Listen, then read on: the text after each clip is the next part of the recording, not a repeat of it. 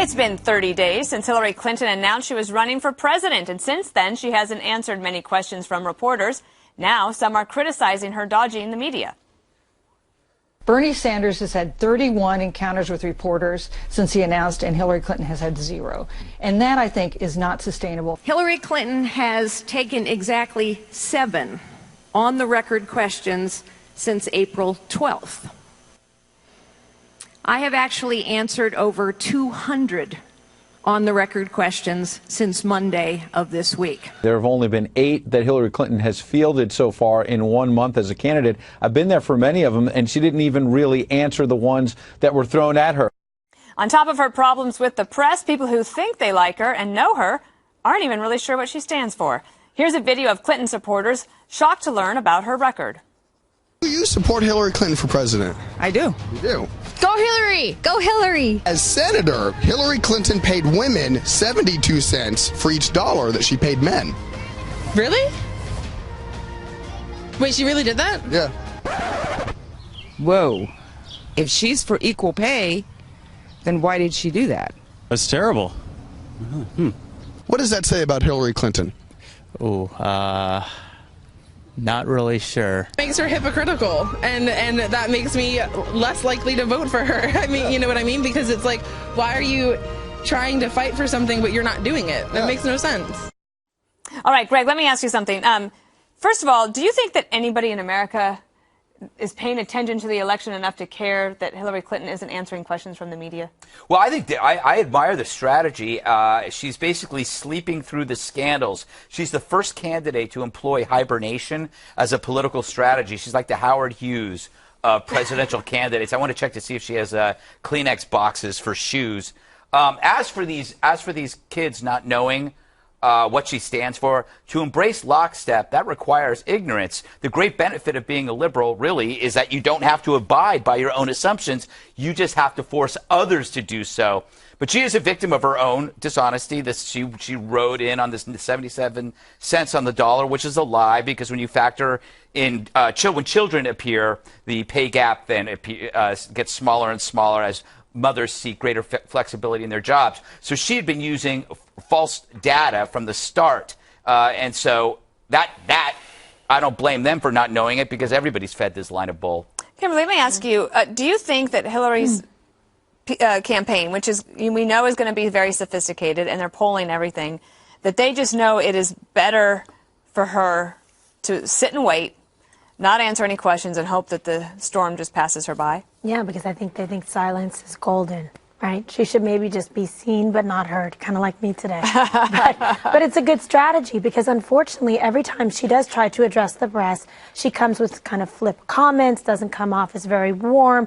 Then there's more to criticize her. It's just fodder out there for her opponents. She doesn't need to. She's not running right now against anybody. She wants the right to go ahead and cannibalize itself. Let's see who ends up in some kind of bizarre survival of the fittest at the end with the crown, and then she'll deal with them. So right now, it's a kind of a safe approach. I don't admire it personally, because I think she should get out there, get after it, and earn it, and be transparent and answer the questions. But she also has too many bad things that are already lurking around, with influence peddling, email server scandals, influence with foreign countries. This is too much. Benghazi, you name it. Interesting that the Judicial Watch, which sued Hillary Clinton's camp for, well, they want the records, the email records, because they said they were stalled.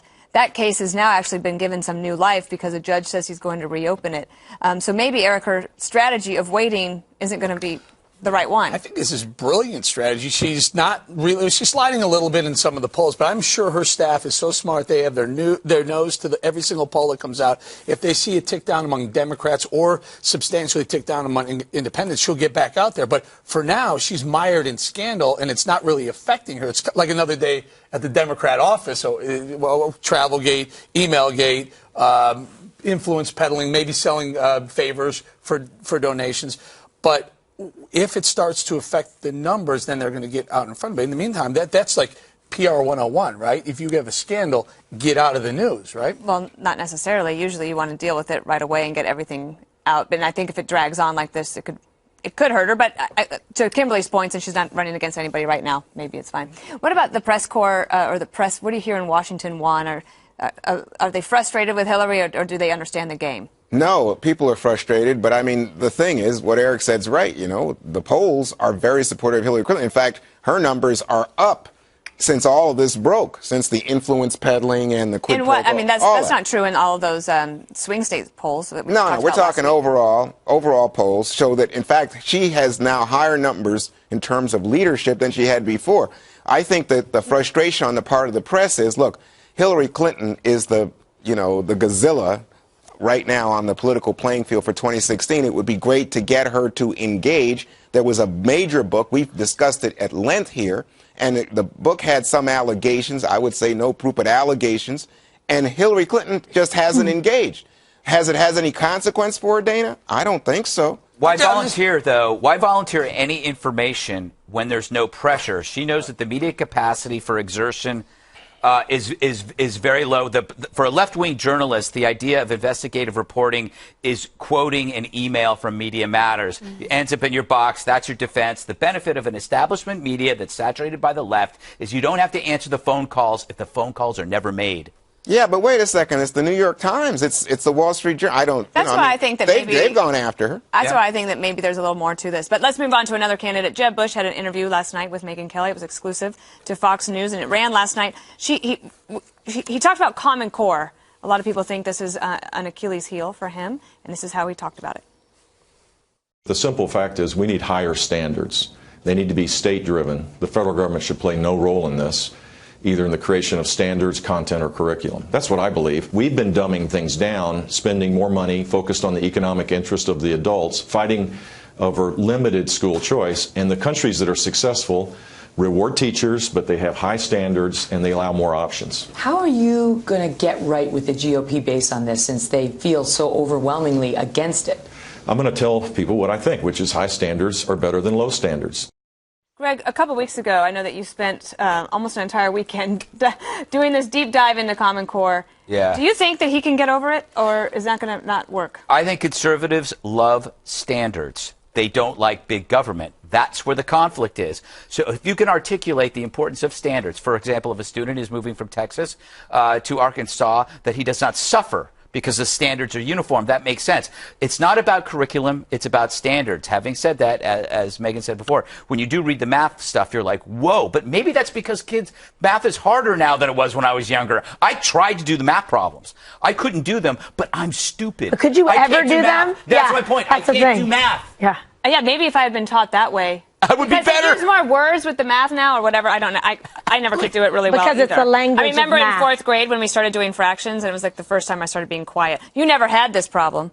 I was always good math. You're good at math. And I'm not sure that's the pushback on the vast majority of conservatives. A lot of conservatives are upset with the federal nature of Common Core. That's a federally mandated curriculum.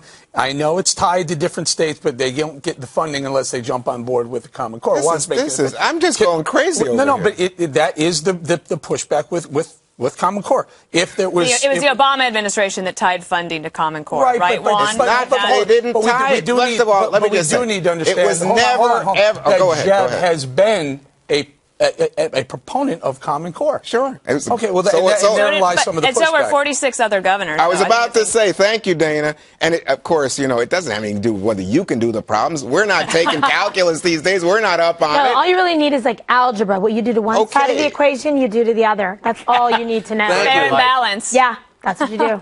Master But Juan, Kimberly. I would say that you're an education expert. No, but I love this topic. But you love education policy. Yes. How big of a problem do you think this is for any of the Republican candidates? Well, it's a huge problem. Even like a Mike Huckabee. Well, it's a huge problem right now because if you look at the numbers, let's just go to hardball politics. Or you look at the numbers, the Republican base reacts to it in much the way that Eric reacts to it. I don't think it's based on reality because I think this is a state program that the governors brought into. I think funding. No, the governors. That happened in the Obama administration. No, but they did not. They bought into this well before Obama. It was race to the top money. Or they also pushed back on some funding. It was race to the top money. Yes, There was an Obama decision to tie it. Yeah, Obama tried to encourage it. That's all you can say, And it was just Eric. a mistake. Let me go to one other thing. That wasn't a mistake. Why do you think it was a mistake? You're for school voucher system. Yes. You're okay with Common Core as a curriculum? You know why?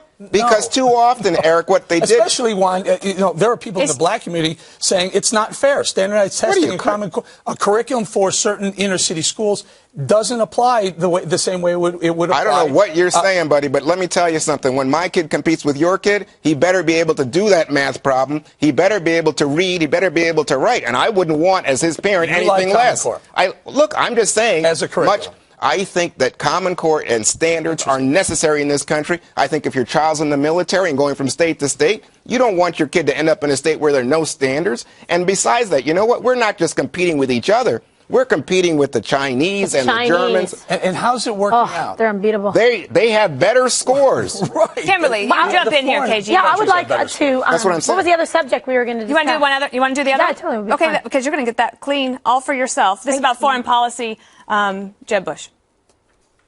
Our foreign policy ought to be grounded in not just the export of our own values or nation building. Those are good sentiments, but first and foremost in security and peace. And I think what we've seen under this president is, as we've pulled back, we're creating an incredibly insecure world. I felt like he was channeling you because you've been on this bandwagon for several months. I have, because I feel a sense of responsibility that exceeds U.S. borders, because if we don't deal with it responsibly from an international and global geopolitical perspective, it's going to be right here. So you can't just put down the shutters and the shades and put the guard dog out in front and an electric fence, which sometimes is good, and think you're going to be okay.